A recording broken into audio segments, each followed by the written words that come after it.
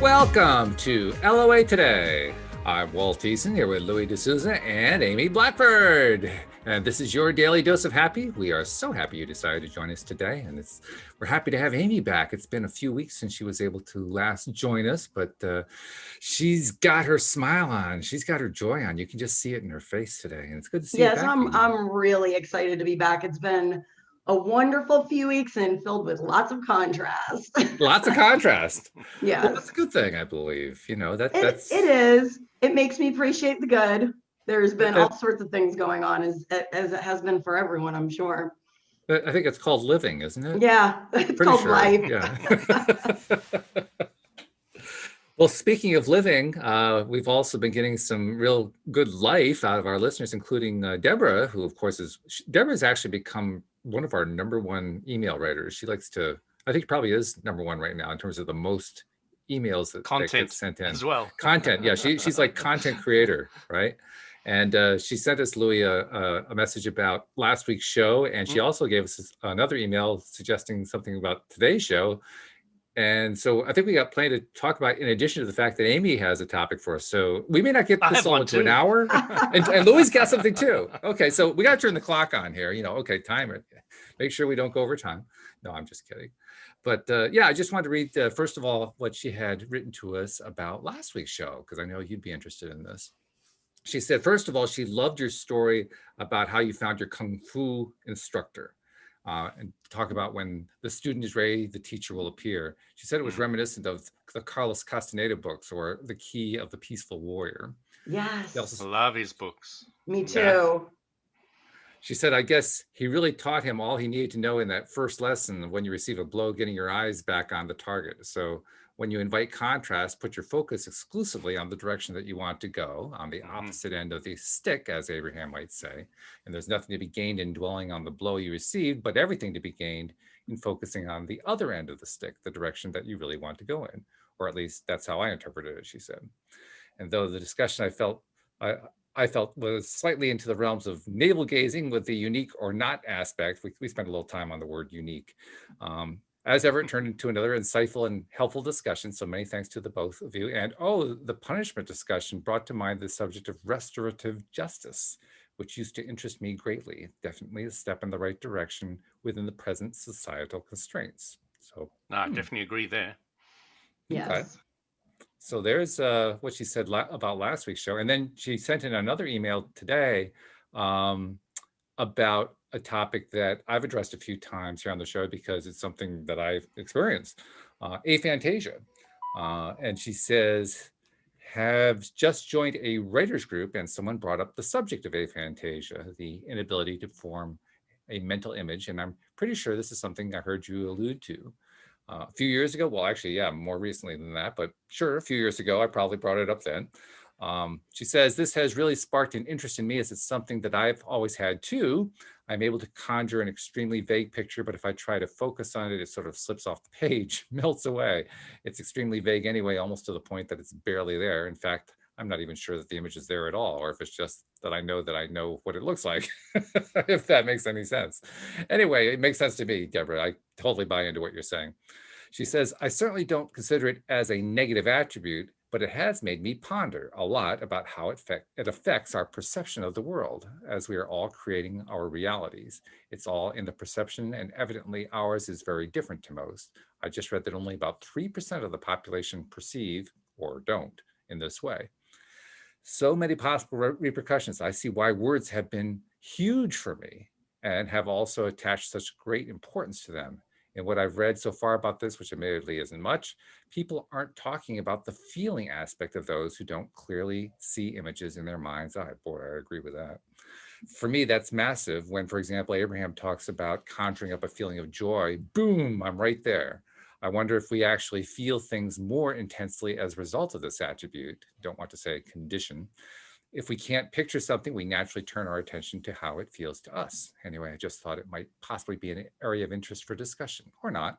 I sort of imagined Louis possibly having fun with this one. So I don't know if you'll have fun with this one, Louis, but there it is. And I just wanted to add, I agree that when one sense in terms of what we're trying to imagine doesn't work as well, the others kick in. I mean, she mentioned specifically how, let's see, how did she phrase it? Feeling, yeah, how feeling was the big thing. And certainly feeling does kick in easier for me.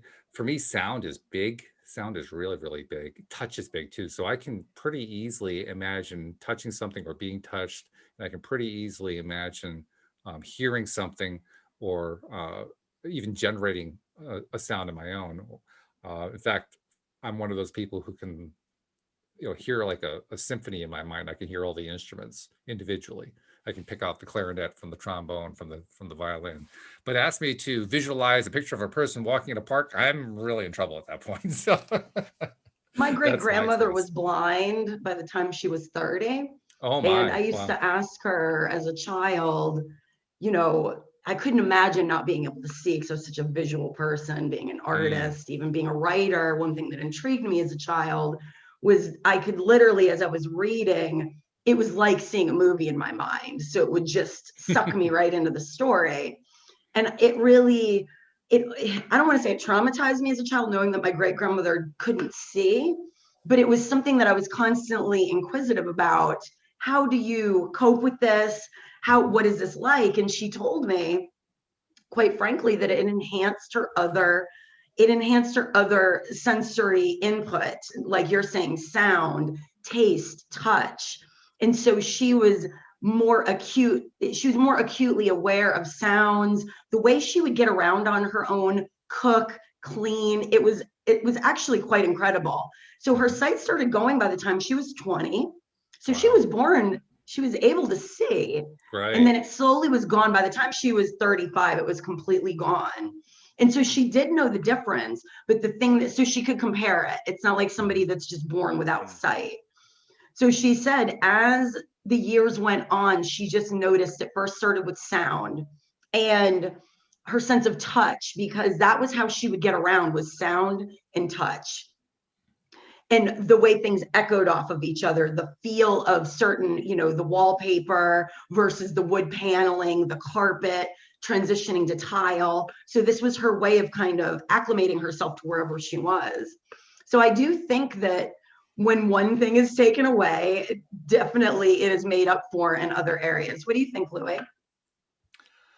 I completely agree with you. And going to Deborah's question, different people tend to focus on different, our body's a vibrational interpreting machine. So, we've got the five physical senses, and different people tend to hone in on different areas. I'm a bit like Walt. I'm very much into the feeling kind of aspect of things, specifically on an energy level.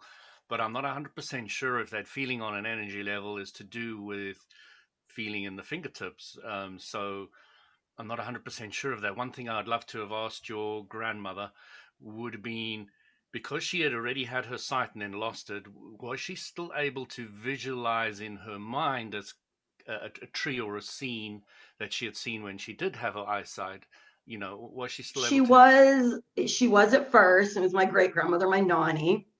She was able to at first, but over time, she started replacing. So at first, when she started losing her eyesight, she could see things in her mind quite clearly. Mhm. As time went on, those images in her mind became replaced with what she thought they looked like. And as more time went on, it just became basically complete darkness. There was no imagery that went with it. And that was the part I was cognitive at that point. That was the part that scared me. It would be like constantly being in the dark. And that's why I asked her so many questions about it. And Mhm. she was had such a great sense of humor. And she actually lived into her 90s with this. And Did you it find out what she replaced that visualization with? Did you it get was clarity about the depth and the perception that she could feel, hear, Yes, it was smell? mostly, instead of it being visual images like we would say looking at a photograph or a painting, it was more blocks of energy, imprints Hmm. of energy. So she could still almost perceive light and shadow. So there was still some sense of a visual, but it was very obscure. It Hmm. was really her taste, her touch, and sound was so amplified. It was almost as if it's not that she didn't miss seeing, and this was the part now that we're having this conversation that kind of boggles me because I'm just now kind of snapping it into place. But it was like because her senses were so amplified in the other areas, it didn't upset her that her sight was gone. Which makes sense to me. It makes a lot of sense. Right. I mean, when my sense of vision in general is not my best anyway. I mean, I've had glasses since I was like 5 or 6, and over time my vision has not improved the way I would like it to. Although it has improved in the last 5 years or so, which is interesting by a small Interesting, amount. isn't it? Yeah, it is interesting how that works. But in general, my eyesight still is not anywhere near what I would like it to be, and I'm actually blind straight ahead in my left eye. So Oh wow, okay. one of the things it's a combination. I have a macular degeneration, but I also had a retina injury that I didn't know about that basically wiped it out. But the thing that has been kind of like the adjunct that comes along with it, the corollary, the consequence, whatever you want to call it, is that I really appreciate the other eye a whole lot more now. Right. just because I can still see. I can't see great. I mean, with corrective lenses, I can certainly see well enough to drive or to read or whatever. But I know I can just tell my vision is not all that wonderful. It used to be better than it was when I was a kid, for instance. Even though it has improved in the last few years. And even so, I mean, I'm more celebratory about colors now than I was when I was a kid. Right. To me, it's like, oh, wow, orange, red, green, yellow, blue, purple. Like, oh, this is so cool. When I was a kid, it's like, oh, colors. Yeah. That was about it, It's interesting. Spiritually speaking, I am more of a feeler, like what you were saying, Louis. I feel energy more than I interpret it visually, but I have very vivid lucid dreams to the point that I can remember exactly the detail of what I saw. It's like hypervision. It's better than the vision that I have here. Now, are you also what they call a true lucid dreamer? In other words, where you can actually participate? I wake up. Okay. All of a sudden, something will trigger. I have little things that I do as well to remind myself that I'm dreaming. I will start repeating out loud in the dream, I'm dreaming, and I'll say it enough times. Then I will start controlling and manipulating the situation. It's wild fun for anybody that's never tried this. Oh, goodness. The minute you realize you're dreaming, I will have a trigger if something seems off, and I'll be like, I'm dreaming, but I repeat it to myself at least 3 times while in the dream, and I'll like scream it out basically. I'm dreaming. And then once I claim it, I can start, flying and painting the sky different colors and doing all sorts of fun things. It's really fun. I have a really good time with that. They call that the natural progression from dreaming to conscious dreaming to out-of-body experience. Yes. Which is very lucid dreaming, really. It is. It's the next step beyond that. To me, I am consciously out of body. Lucid dream still feels like I'm in my body in the dream state, but I'm conscious of it. And then out of body is that next level of where I'm now outside of my body and able to explore. Where you're more able to take control of your environment, yeah. Direction and destination focus. Yes. But my brother, he was over, and we were chatting. I was chatting to him, and he just blew my mind away because he says he's recently got to the ability of anytime he wants to, creating a scene in his mind, like let's say an ancient Egyptian scene, and then starting to make an entire movie out of it and all the rest of it, and completely tuning into the vibration of the old, let's say, Egyptian era, and then having all the characters and everything starting to move around, and he can do this at will now. Oh, I love which that. Which is just unbelievable, for me to hear that my brother could do that is like, wow, and he kind of thinks like anybody should be able to kind of do this, when people who got these kind of gifts get that kind of point of view. Before I did out-of-body experiences, I thought, this is just a myth. It doesn't actually exist. And, I went to these seminars and I looked at all these books. And then when you're actually doing it, and then you start thinking, oh, everybody should be able to do it, I was really surprised because he's always told me how in the shower he gets all these incredible ideas and these visions and these ideas of what to do. And I never realized that it had progressed to this level and this depth and density and clarity. Actually, since I started this show, I told you all that, I'd I had purposefully learned how to do the OBEs, and then I kind of took a step back from it, and now they're just happening, randomly or spontaneously. I have noticed an uptick in how much I'm having OBEs now again since starting this show. And I have to say, when it first started happening, I want to say probably about 2 months ago, and I've noticed an increase in them since coming up on the new year and after. And it actually, I'm going to admit this, it scared me because it started happening almost every night when I was going to sleep. I could feel myself leaving my body. And it's a very strange sensation. If you've ever done an OBE and you're conscious while this is happening, I don't want to say it feels like you're dying, because I don't want to scare people from it. But it's a There very is an aspect of odd, that, that's for sure. it's really on that brink of, wow, I'm separating from my body, and it can be a little bit unnerving. But I found myself this time at the maturity level I'm at with all of this, really embracing it and like almost like hugging myself into it. That's the only way I can explain it, where I thought, higher self, I trust you. I trust this process, and really just kind of letting go and having some pretty fun things happen. So I just kind of wanted to add that in there. It's been a lot of fun. There's two aspects I wanted to bring up. One is it's so exhilarating vibrating at that higher frequency. Yes. And it's the radio which you are tuning into a different station. And once I looked at it from that point of view, this is the second point, is it wasn't so scary anymore, because now I'm not looking at it from the point of view of leaving my body. Right. There's no leaving my body. There's just tuning into a different station. And that's what it feels like. This knob is being turned and you're just changing a vibration. Yeah. This is interesting. This started off as a conversation about aphantasia, and all of a sudden we're talking about massive visualization. I know. So back to aphantasia, my husband has us to direct this at Deborah, and he's a musician. He loves looking at art. He's very creative, and it's actually something that has bothered him, because going into the meditative state or any of these kind of more thought-provoking moments, he would think, why can't I see? I feel these things and I see them with my eyes open, but when I close my eyes and I want to visualize, that's why reading for him is not the same experience as it is for me. He loves movies because he cannot create that mental image like I can. And I would have to say, audible books, are they any better? Yes, but it's still lacking that visual aspect that a movie does, where you're getting the story and the visual. So for someone like me, like even when I write, it's like what your brother was describing. I'm in the room, in the pyramids with the Egyptians, and I'm literally just transcribing as if it's if I'm like sneaking in there and they don't even know I'm there. And the scene comes in so strong that I'm there.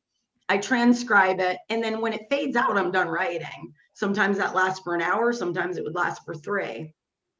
Sometimes it only lasts for 15 minutes. But as an author, that's why I became so intrigued with writing stories, because I would participate in this kind of almost, alternate reality that I would enter into. So I can see why people that don't have that ability feel like they're missing out on something. But I will say that my husband has a sense of sound. He can hear, like, across the house, in the basement, something that happens. And he hears all the ghosts wandering around. Right. He has senses that I don't. And therefore, I think it's kind of like a give and take. So if you don't have that ability to maybe visualize things, it's putting the focus on the things that you really do have, and understanding that those are probably more developed than a person that can visualize things really well. From an LOA perspective, I would recommend that people work with their strengths. Absolutely. Right. Yeah. Yeah. And the only reason that I even knew that this was an issue after my first 20 years of life was about 40 years ago, a movie came out starring a very, very young Dennis Quaid called Dreamscape, which showed this very, very vivid dream environment as part of the movie. And I thought, oh, well, that's really cool. And I was expressing to other people, wouldn't it be great if that's the way dreams were? And they said, that's the way my dreams are. And that's when I finally realized that you're like, oh, I'm different. I thought everybody was like me. Humanity's dug up a lot of labels. They've got labels for everything. And once people find a Absolutely. label, sometimes they feel a bit happier and sometimes it traps them. So, again, labeling is not something I'm hugely fond of. But again, it did give you a sense of relief and release to know that you're not the only one out there who's got Yes, it's a true. challenge visualizing. It is quite. The other thing I wanted to say is when I was young, I you know there wasn't any TV, didn't exist, etc. But what I did is every Friday night I was allowed to take my sleeping bag, put it on the floor next to the hi-fi stereo speaker with a pillow, and I would listen to The Mind of Tracy Dark, Squad Cars, High Adventure, um, Nice. and on all these incredible things, and my imagination just went. And Mm. I reckon that has carved a lot of what's happened in my life. The Mind of Tracy Dark was all about the Star Master, a master, and she had the ability to bend spoons and open locks and things like that. So, my mind was like really filled with all these visualizations. And then, of course, I started digging into the whole background of these, but it really helped my visualization, is the point I brought it into this conversation. And you won't know how happy I was. And the whole family left me alone. I was there with only the left hand speaker on and at a low volume, and everybody else did what they wanted to. And in South Africa, on the mountains, in the middle of nowhere, listening to all these incredible things. And then, I also did crazy things like every musical my parents ever went to, they brought back the LP, huge LP, and I Oh used to my. play it, and I used to be able to, sing every single song of Joseph and the Technicolor's Dreamcoat and Salad Days, and all these things. I had all of them, and West Side Story is one of my favorites. So, and I Hmm. used to, when everybody got out the house, I used to run round the table in the lounge, singing all these songs and jumping over it, and just having complete fun. So, you create your own world out of what you have available at the time, and that's what everybody does. As you're describing that, instead of an image going to my mind, I had a song going through my mind. When Right. you're a jet all the way. Oh yeah. Maria, Maria, Maria, the most beautiful sound I ever heard. Oh yeah, I love that. Yeah, the imagery as well of all the musicals was incredible. They really stimulate the words, the flow, the feel of the story, and I really love that. I'm a very big fan of musicals, although having been to some of the London musicals, I felt a bit let down. It just doesn't They feel. weren't quite your thing. I think I'm getting old. Now the inner planes and flying around and doing my own stuff's a little more exciting. That's cool though. That's good. That's growth Yeah. is what that is. That means Yeah. that you've developed so much with your inner conversation that it's becoming more interesting than what they're creating on stage. Well, when you look at what's on the news, I'd much rather create my own world than live in that Well, one. there's that too. Yeah. Oh, that segues right into what I had written Walt about. I know we don't talk politics on this show, which I'm a No, big fan never. of because we hear enough of that.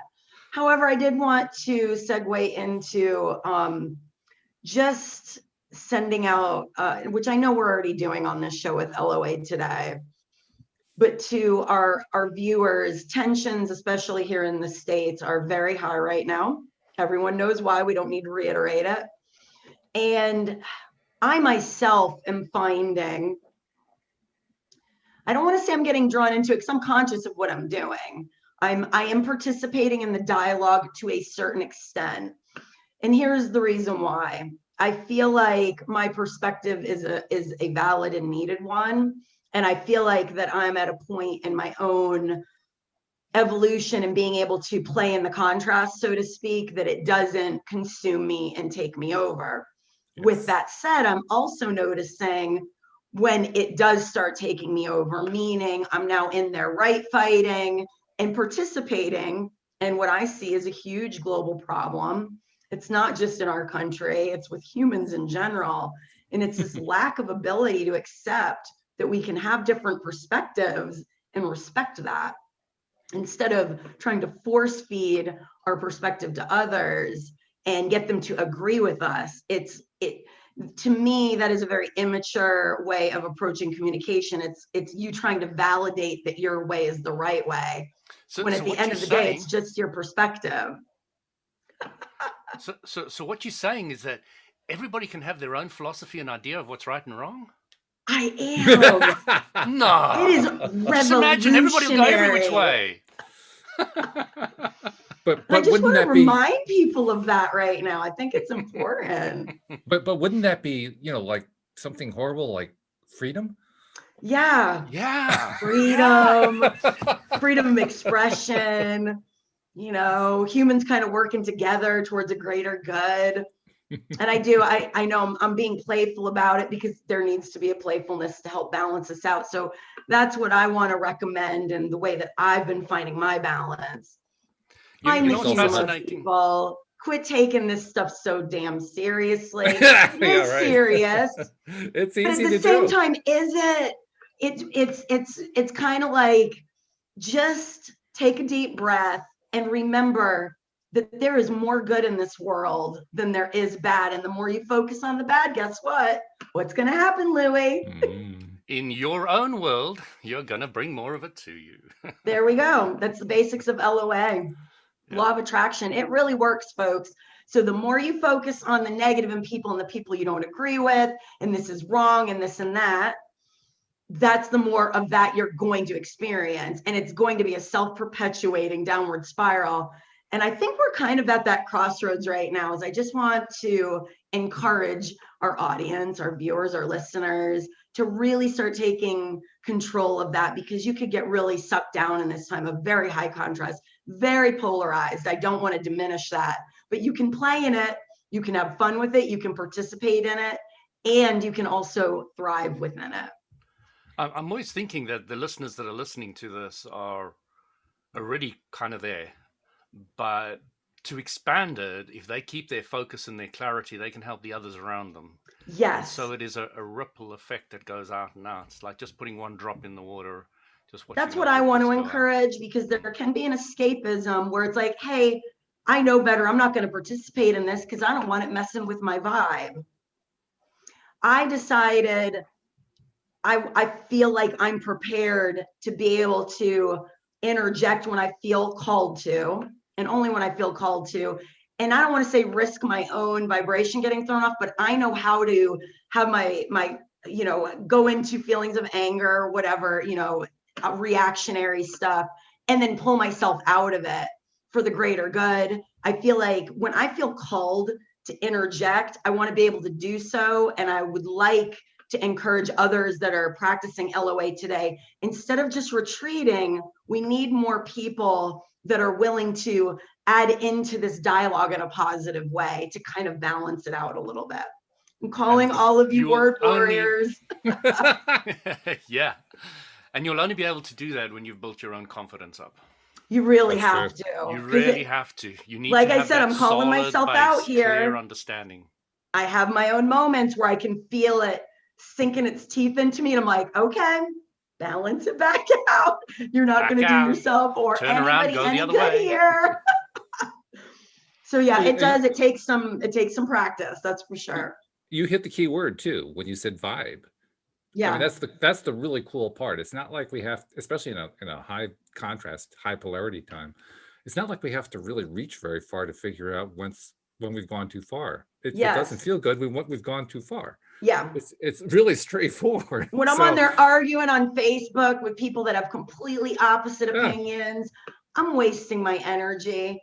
But if I can interject a positive note into a devolving situation, no matter what happens, it feels good. And I can tell the difference when it starts going in a direction that I'm like, okay, you've done what you can here.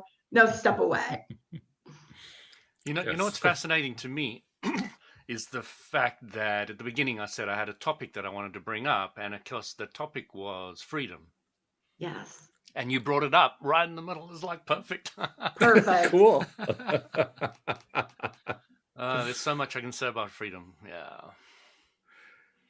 Well, We'll I'll say say it. one thing. I'll say one thing that might kind of get the whole thing going for you. Louise and I were watching an old documentary about the Woodstock Music Festival from 1968, Oh, and one of the things that they point out about that festival, there were, of course, a number of artists who performed. One of whom was Richie Havens, and he sang a song called "Freedom." And what I didn't realize is that when he sang that song, he sang it mainly because he was the only act that had been able to get there. I mean, the place was so overcrowded, and the highways were locked up, and they were literally trying to helicopter the acts in because there was no other way for them to get there, and they oh hadn't gotten wow. there yet. He had just gone on without his band and done his entire set, and they said, we need you to go back out there because we have blank air for like the next X number of minutes, and we can't do that. And so he just went out there and just started strumming this one chord and just riffing on the idea of freedom. He invented the song "Freedom" on the spot at Woodstock. I love So that. basically, he just applied all the principles that we talk about here about what freedom really is, just tapping into yourself, just going with what feels good to you, and turned it into a song in front of 500,000 people. That's a lovely story. I love that. Me too. There's a popular pop singer who made that song Havana. Hmm. Havana. Yeah. And she did that in a, what do they call, a recording studio, just everything right from beginning to end, just there. Sat down and they just did it and they finished it. It's like, wow. It's just lovely when you hear stories like that. But going to Yes. freedom, so animals have a specific life and they can't vary too much as long as they not hungry.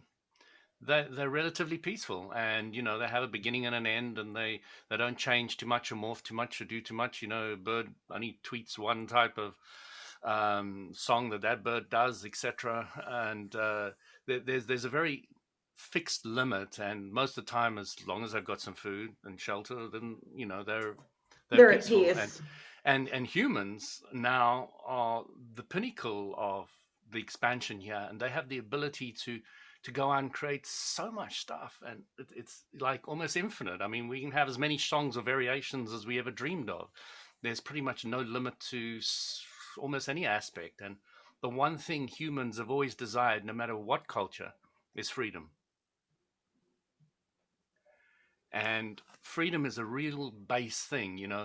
We don't we don't want to go to heaven. I mean, if you look at it, um, let's say you're looking at the whole solar system and you're looking down at it and you're seeing all these different planets and moons and all the rest of it, and you see planet Earth. Doesn't it look like heaven? Yes. Yeah. Many Yeah, astronauts have expressed the same thought. yeah. So Yes. heaven is on Earth, The paradise. but we've made it hell for ourselves. Right. And the only reason we made it hell for ourselves is because, if we were like animals and we just had some food and we were satisfied, we'd just be sitting there all blissed out all the time. But we're not. The two faculties that we have, which are our memory and our imagination, are cutting us up. They're hurting ourselves.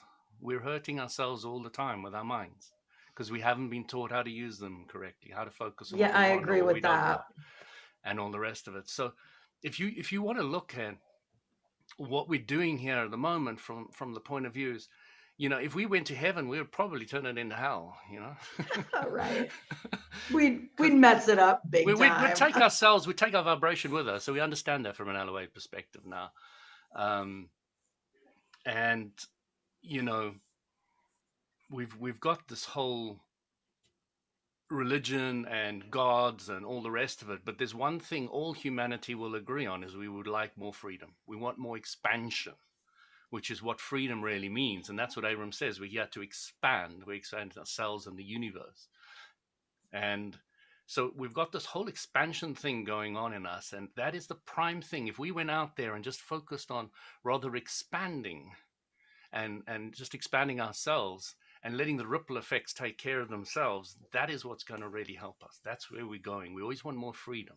And freedom doesn't have a religion. It does, it's not, it's a Well, base right. That's core why you thing. don't like labels, because Yeah. that is what begins the kind of dissolution of freedom is the words and the labels and the way humans tend to compartmentalize things in the way that animals do not. So that's one thing that's always fascinated me, is I feel like we're part animal from this planet and some other intelligence that hasn't quite learned how to coalesce with this environment. And that's why humans continue. I don't know if we're at a stage where that we're going to have some big breakthrough or not, but why humans seem to almost be like this tortured animal. It's almost too intelligent for its own good, because we compartmentalize, we want to label and understand our environment to the point that we diminish it. Eckhart Tolle talks about this in A New Earth, where it's our intelligence, because animals are very intelligent, but only as much as they need to be to survive within their environment. Whereas humans have almost been given this overabundance of intelligence to where we're wanting to understand other planets that we don't live on. And we have this kind of built-in mechanism, this ego of wanting to dominate other human beings and control and be right. And so I don't know where this comes from. It's one of those big questions, big mysteries. But I feel like we're part animal of this planet and some other intelligence that hasn't quite come to peace with ourselves, and that's where this all comes from. Amy, how I've broken it down and come to understand it now, it's quite interesting because it's a fairly new thing for me, is if you were a completely balanced, harmonized, inlined individual, you would see everything as it is. But you would not make a judgment on it. You wouldn't say that's right, that's wrong. Right. And you've got all this stuff coming in, all this information coming in, which is trillions of things coming in, and then your mind sifts out. How much did we say last time? About 90% of it or something, or 99% of it. It sifts it all out, and you've got these bits and pieces left, and these bits and pieces you start labeling, this is good, this is bad, Right. instead of just seeing it for what it is. Yes. It's a rude person. That's it. I don't like Right. or dislike the rude person. It's just a rude person. Instead of You know, reacting to it, like you said, exactly. and There's no judging it. reaction. There's just an acceptance that this is what it is. And it's that labeling that people are doing that's hurting them so much. I agree 100%. And It's I funny see when I'm too. doing it to myself, the moments that I'm most at peace is because I'm just in the harmonics of my life. I'm in the flow. It's the minute my mind basically turns on it and starts labeling, judging things, compartmentalizing things, that my vibration goes down and I start experiencing life. It's almost like I'm locked in a cell. There's a disconnect that happens. And thankfully, I've evolved enough to understand how to shake that off and how to kind of bounce myself out of that. I think it's But yes, funny. I agree with you 100%. I A would moment ago, love to see in my lifetime seeing humans moving towards this more harmonized way of living within themselves, and therefore, putting that out So, into the world. are you struggling to see the perfection of the current state that they're in? I don't think I spend too much time worrying about the state that others are in. And I don't mean to sound callous, because I am concerned about others, but I understand that they're really just a reflection of what I'm experiencing. So I put more on that. And I do still see where I am trapped within the mind trap, within the labels and the judgments. And that's my work to do. That's always my work to do. So I can tell when I feel physically ill, things just aren't syncing up. And I'm very honest with myself. I no longer try to hide from that. That's another part of this process that I'm really enjoying where I'm at right now. There came a point when I was first evolving that I thought I just always had to be in this positive vibe, and shame on me when and I would almost even act that I was in that place when I wasn't. Now I'm just very honest. I have very off days just like everyone else. I've just learned how to equalize it better and quicker. And I feel like I'm getting closer and closer to what you would call living in that state of bliss more frequently. That's really my goal in this lifetime. It really doesn't stretch beyond that. I want to experience more of that frequently. A moment ago, you guys were talking about the perspective of what it's like when you're out in space and you see the Earth and how beautiful the Earth is. Yes. And then you immediately dove into all the different ways that we make Earth into hell. And I'm thinking to myself, this is an interesting discussion, because what's really happening here is you guys are diving into the contrast and trying to decide to what degree you're willing to withdraw from making judgments about it. That's really something. It's very noteworthy. And I think it's noteworthy for a few reasons. One reason is, like you were mentioning a moment ago, Amy, about how you mentioned it a few times actually, how you're hoping that in some way there's going to be like some breakthrough, and all of humanity is going to reach a better level and so forth. And it occurred to me that's a form of judgment. It's basically saying, this life needs to be judged based on how quickly everybody moves forward. And the funny thing from my perspective is I've kind of let go of that a long time ago. I'm to the point now where it's like, okay, well, some people are moving forward, some people are moving backwards, some are moving up, some went way down.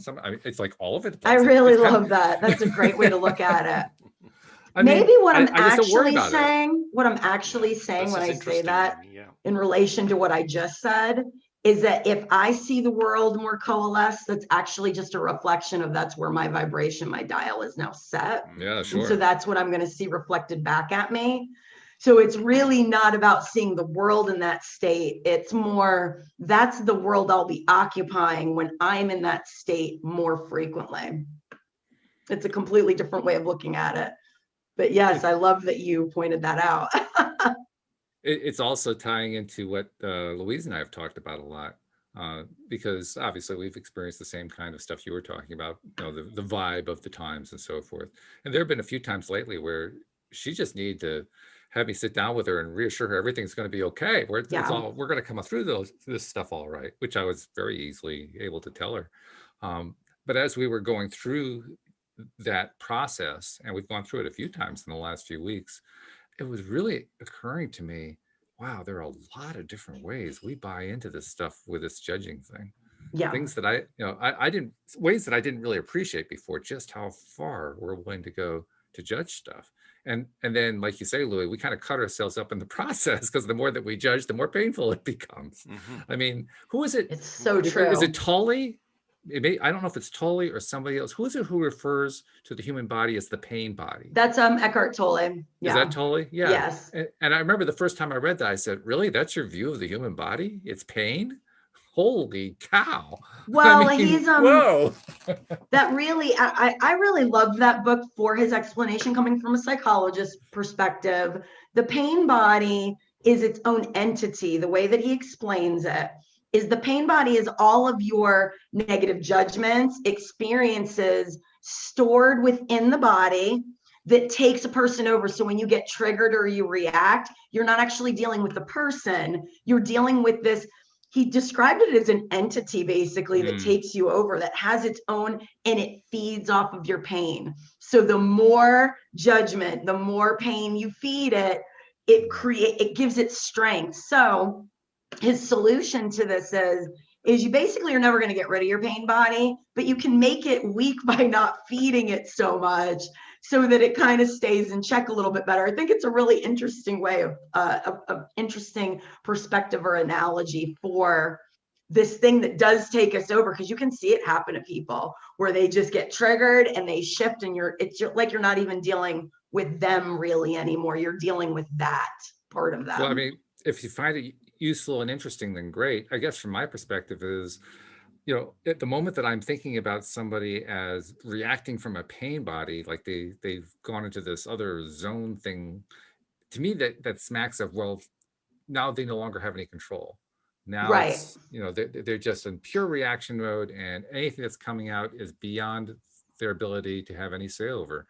And I know perfectly well that's not true.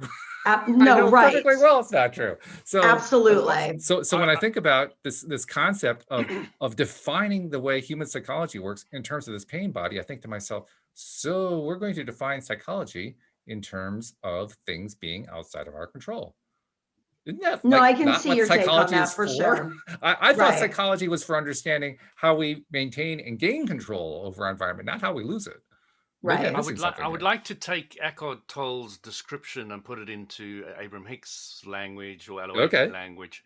So he's saying that your thoughts about what you don't want create a vibration, and if you focus on what you don't want, you aggravate the vibration, you amplify Right. it.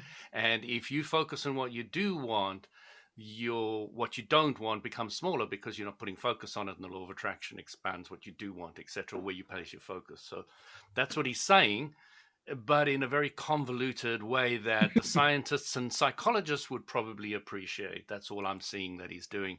It's probably true. Making it into an entity is what Walt is picking up on, the thing that you don't have any control on. It's something outside Yes. yourself, an Right, Right. right. entity, instead of just being a thought vibration which you originally manifested that is hanging around because you're maintaining focus on that entity and bringing it back into the present and amplifying it, because it was all about the power of now, because he understands that you can't amplify any of these negative things unless you remember them and bring them back into the present. Right. And Yep. the whole point is to, like you're saying, focus on the present moment, the beauty of it, the not labeling of things.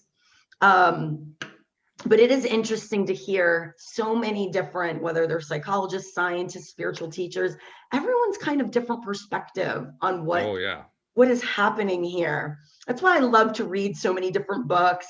And there are definitely, like Abraham Hicks is obviously one that's brought us all together. Her work and His Abraham work, coming through or this that collective, her ability to channel this collective intelligence just really resonated with me. It was like everything that I'd learned or read, and it made it so much more simple. yeah, absolutely. So much more It's simple and basic. the Abraham Hicks's message beyond anything else. It's taking convoluted ideas. Some people were saying that Abraham Hicks is just a simplified version of Seth, and I was saying, my God, thank God. If anybody can Yes. Thank simplify you. Seth, thank you very much. I listened to enough Seth that I was like, no, not for No, me. exactly. Seth was a lot like A Course in Miracles. I just walked away from it with this massive headache and said, no, let's do Me something too. else. It was just too much. And I actually didn't listen to Seth until I'd listened to Abraham Hicks. And, she mentioned in an interview, Esther did, that's You're right in the where kind of beginning. this had all begun. Yeah. So I went back and I was like, ooh, no, this is a much more evolved version that I'm resonating with much more. Not diminishing that to anybody that obviously listens to Yeah, a lot Seth of and people. gets something from it. That's what I mean when I say resonate. It really clicks and it feels right for me. That doesn't make it right or wrong. My A brother is guru once into said Course in in a book Miracles. a guru once said in a book somewhere along the line, in the many books that I've read along the way, he said that if somebody is telling you a truth and they're making it complicated, then it isn't a truth anymore. There you go. Perfect. I like that. That's nice. And that resonated with me so much. Like, yeah. I love it. This is it. Well, I have It's to not say, this is simple. It's where, not clear. People can't explain it with simplicity and clarity. Not interested. but Right. this is where I appreciate the Abraham approach, because the Abraham approach is simple. How does it So feel? simple. If it feels good, you're on the right track. If it doesn't feel good, you're not on the right track. So if you want to get away from judging, how does it feel? Simple. It's so It's so easy. straight. I know. It's so easy. You really can't mess it up. Unless you overthink Well, you can. But this is, I guess, what I'm trying to get at here, and what I was trying to get to when I referred to the Eckhart Tolle theory about the pain body, is we're trying to gain control over what Louis was describing. This experience where we have imagination, we have the ability to create far beyond what other life forms, animals, and so forth are able to do. And it's almost like we were given access to this playground without being given the rules to the game. Fortunately, No, Esther Hicks exactly. came along and gave us the rules. But now we're feeling our way through, and we're kind of finding our way through. And so to know that all we have to do is just focus more attention on what feels good, it's our way of gaining control of this environment that we're living in. I know I have a very vivid imagination, but I really have this belief that Earth is some sort of a master class challenge game board for the spirit. And we agree to come down here knowing it's going to be the obstacle course of a lifetime. Like this one is you're really setting yourself up. It can be heaven or hell, like what Louis was saying, all based on your perspective. It's like a hologram that's constantly shifting depending on the attitude and the vibration that you're putting out. And you really have to have some level of mastery to get through this. And you're really signing up for some serious challenges if you don't get a handle on things. So I can't help but see myself kind of deciding to sign up for this. And I'm like, yep, checking all the boxes. I'm coming down. I'm going down there. Me and my friends, some of my spiritual friends joke about that all the time. Like, you do know, we signed up for this. So anytime I get caught up in, I don't know, feeling like, wow, woe is me, why? I always come back to, I signed up for this. I know that I did. I have a distinct memory of it. Oh my. Wow. Amy, have you ever read The Hitchhiker's Guide to the Galaxy? This is going to bring a smile to Walt. It was a long time ago, but the answer to life, the universe is 42. Mm-hmm. So you know the whole concept. They wanted the answer to life, the universe, and everything. They built this huge supercomputer, and it took like 40 years or something, or 400 years, I think, more accurate. And then they're all stand there waiting, huge crowds, all excited because the computer's now got the answer to life, the universe, and everything. And they walk in and they say, "Deep Thought is the name of the computer. Do you have the answer to life, the universe, and everything?" And the computer says, "Yes, I have the answer." And he says, "Oh, that's fantastic. We're so excited. We want to tell everybody." He says, "But you won't like the answer." "What do you mean you won't like the answer?" He says, "Well, the answer to life, the universe, and everything." "Yes, tell us." What? "No, the answer to life, the universe, and everything." "Yes, tell us." "What? The answer to life, the universe, and everything is 42. Yeah.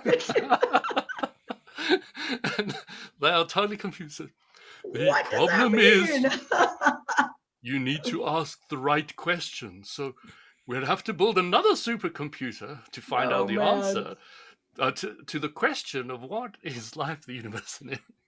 And then, of course, they build planet Earth with all the humans. Yes. It makes perfect sense in my Which is the New, computer. bigger mind computer. that this is how this actually works. And of It's course, nice to know that it's nice to know it's going to actually give us what the ultimate question is, presuming, of Right. course, that we don't get ripped off of the universe by, the Volgon constructor fleet trying to create a hyperspace bypass. As long as that doesn't happen, we're going to find out what the ultimate question to. Well, you just whipped that everything one is. right up. That was very specific. I enjoyed that very much. I was explaining to Walter when I first read that book, Amy, I was riding in the car down to Cape Town with my parents, and it was just me in the back with The Hitchhiker's Guide to the Galaxy, and we were speeding down the highway, and I was laughing myself absolutely silly in the back, and the parents said, What's so funny? What's so funny?" And I said, "Well, the Vogan construction fleet hung in the air like a brick wouldn't." And I said, "Huh?" I love it. I think you've given it the best description of anyone I've ever heard describing the 5-book trilogy of The Hitchhiker's Guide to the Galaxy. It's I actually the best need to go rubbish back ever and written. reread it now. It's the best rubbish you'll ever read, yeah. I love It it. really is. It's fabulous rubbish. I mean, Especially if you're taking life, the universe, and everything as seriously as I was before I read oh boy. that. It definitely puts a light spin on it all. It really does help explain the idea that there really is nothing serious going on here. Yes. Really does. It gets that point home to any of you guys who think this is a really serious world, serious topic with a serious agenda. Please read the book. It'll change your life. I just still love the fact they call it a trilogy. It's a 5-book series. I mean, what better way to just kind of mess with your head than to make a 5-book series and call it a trilogy? That's actually quite brilliant. It is. Oh my goodness. I bet the only sad part is that Douglas Adams is not here in the physicals with us anymore. Right. Although the good news is apparently his widow gave somebody the authority to create another book in the series. And I can't remember what his name is. So I guess this is actually a 6th book that has either come out or is coming out or something like that. But I don't know the details of it. Sorry. You know what I was doing the other day, Walt? I was driving around Basingstoke's roundabout, which is in the book, which I read as a kid. Oh, Just really? Basingstoke roundabout is like driving around there. I was like, oh wow, the Hitchhiker's Guide to the Galaxy, Basingstoke. That was a cool moment for me. One more item checked off on the bucket list. Exactly. Now I just have to go and listen to Vogan poetry and the worst poetry in the world. No, never mind. In the planet, in the galaxy. I love what they say about planet Earth in the Hitchhiker's Guide to the Galaxy. You know, there's a little entry for Earth, and it says mostly harmless. No, Then actually, it it was says harmless. Mostly no. Then it was harmless. summarized. Then it was summarized in a new version because that was too long to harmless.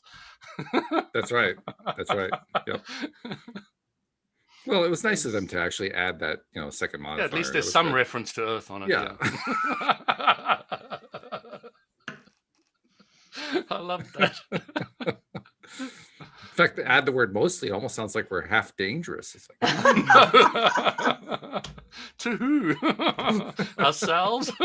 There we go. But who are we really? oh my goodness. I have to admit, there's also a piece of me that always wanted to meet Marvin the robot. Just, Yeah, the because- paranoid android. Yeah.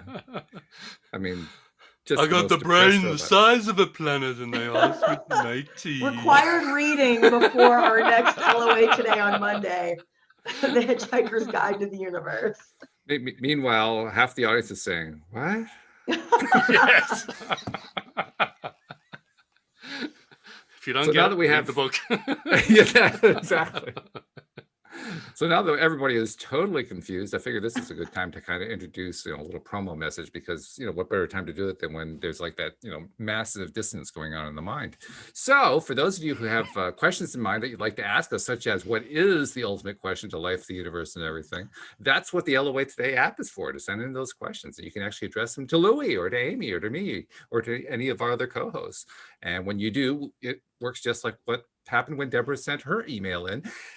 It gets included in the show. It gets included as part of the conversation. So become part of the conversation. If you haven't downloaded the app, download the app. It's available on all platforms.